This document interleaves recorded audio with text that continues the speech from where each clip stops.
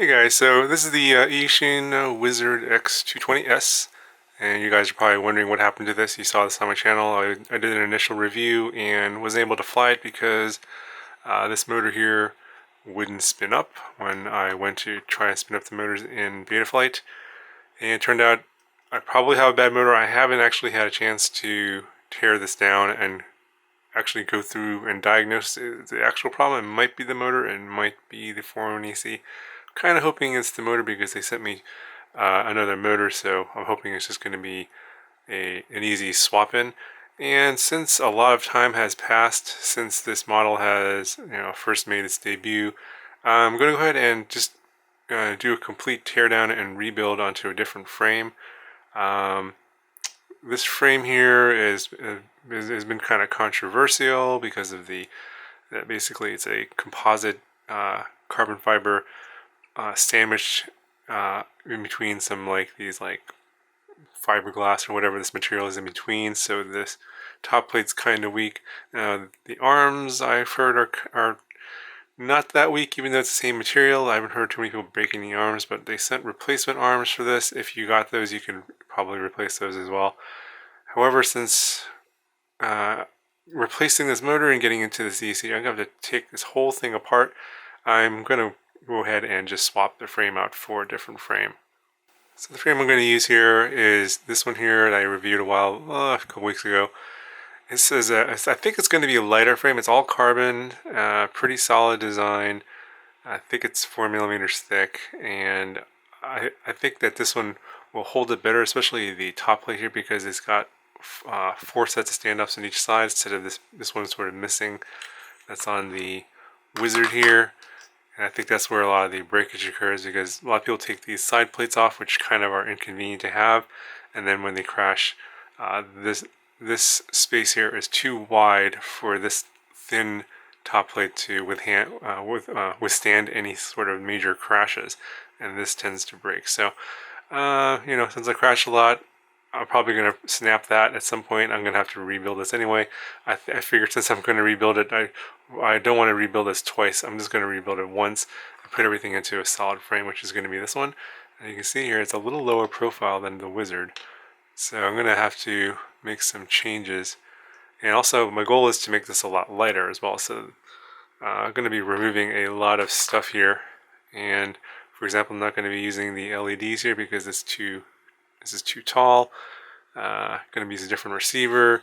Not going to use these motor guards. That's going to go away. Going to get rid of the LEDs. Those are kind of useless. And the PDB that the LEDs are being powered by. I'm going to get rid of that as well. Yeah, probably a bunch of stuff. And maybe even swap out the video transmitter for something different, because I know that there's a lot of video noise that gets to the camera, and I think it has to do with the video transmitter, so I might be replacing that as well. And because I mean, these seem to be decent motors. 30 amp 4-in-1 ESC, F4 flight controller, got a CCD camera, CHS 1179. So some decent components that I could definitely use here, and then transfer them into a new frame. I think I'll have a nice looking, nice flying quad. At least that's the goal, and hopefully a lot lighter. I'm going to weigh this before I start the work on this, and then we'll see what the weight is after. So this is without the props on. This comes in at 350 grams, so it's kind of on the heavy side. So hopefully my goal, maybe get under 300, I think that's probably doable, maybe even less. We'll see. And then of course, we fly with a lighter battery, and then it'll just fly a lot better with these motors and these ESCs. I think that these components will fly a lot better when it's a lot lighter. So I'm gonna start tearing it down, and then I will show you some of my progress and some parts that might be interesting, and then we'll go from there. Okay, so here's just a quick look at the transplant so far. If you're a newbie, definitely do not recommend doing this project. It's a lot more work than you think it is. So I'll just explain what I did here. I obviously have taken the LEDs off, just got the motors, ESCs, the 4-in-1 ESC, a flight controller, and the camera. I'm using a different video transmitter. just because this stacks lower and I couldn't quite fit that video transmitter in there. Plus I wanted to reduce the noise. I've heard that these ESCs are pretty noisy, and the video transmitter is also not filtering any of the noise, so I switched to video transmitter, and I'm adding a big LC filter here. I did test the video and it's pretty clean, so we should be good to go on clean video. But I removed that PDB and the LEDs, so that's one less stack here, so there's 2 less boards here, and that's pretty much it. Got that all set in here. Gonna put the top on with this little pigtail, and I'm obviously I'm gonna use the same receiver. It's gonna be attached to the top plate. I'm routing my XT60 out the top, and that ought to do it. Okay guys, so here it is, completely finished and assembled. As you can see, I removed a whole bunch of stuff, so there's no more motor guards, no more LEDs, and all the wires associated with the LEDs along with the PDB that powered the LEDs, that's gone. I swapped the video transmitter. I have a different one here. It's a little bit smaller, and I added an LC filter instead, so I think the weight savings was negligible there because the LC filter is pretty big. But now there's no video noise.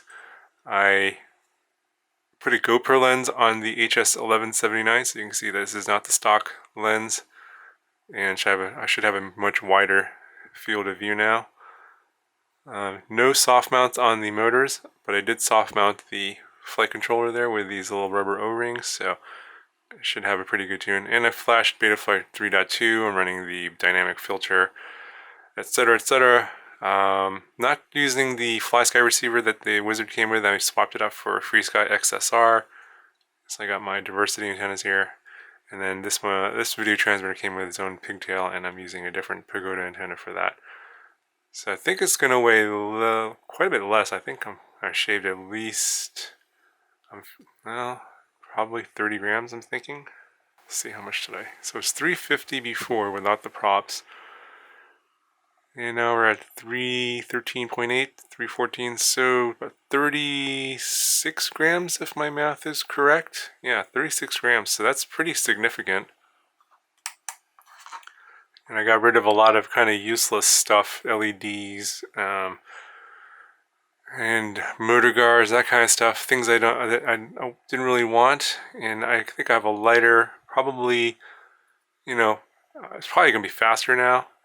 Basically, I took the guts out of the Wizard 220S. They had some pretty good components. I mean, the 2206 motors are pretty decent. 30 amp BLS ESC, got an F4 flight controller with an OSD. You have a nice HS1179 CCD camera. So, you know, it's got a good engine, but the engine that they put the car that they put the engine in was probably not so good. The frame, not so good, and they threw in a bunch of bloat that really wasn't necessary. So I'm thinking this will fly a lot better, and we'll go ahead and take it out to the field, and we'll see how it does. And I'll show you some FPV footage for you. So I'm just showing you the PIDs I'm using here. I'm pretty sure these are stock or close to stock, but they're there for you to see if you want to see what kind of PIDs I have, because I get that question all the time. Betaflight 3.2 flies really well on pretty much close to stock PIDs and just about anything, so you really can't go wrong if you do stock PIDs, as long as your build is pretty clean and vibration free. And you know, now that I got the motor working on this, everything is pretty smooth. And of course I soft mounted the flight controller, even though the motors aren't soft mounted, so you can see here that the flight's very smooth and vibration free.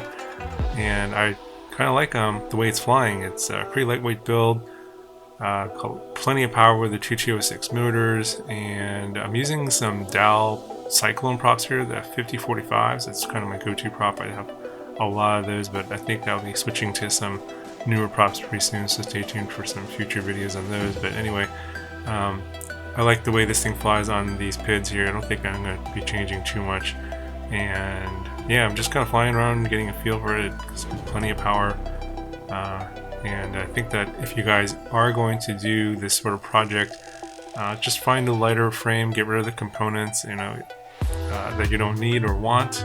It just adds extra weight, it slows you down. I think that You don't have to necessarily get the frame that I chose here, but you can, you know, choose maybe a similar frame or something even lighter and get some really good performance out of the components that you got with the Wizard X220S. And since this model got sort of beat up by a lot of reviewers, I've seen it on sale quite a bit, so if you check my Twitter account, I'll let you guys know when there's flash sales in this one. You just basically buy it for the components. I think a lot of these go on flash sale once they lose popularity, and you can get the components out of here for pretty cheap, for a lot less than you could by buying them individually. Anyway, I hope you guys enjoyed this video. Let me know if you have any questions, and I'll talk to you guys in the next one.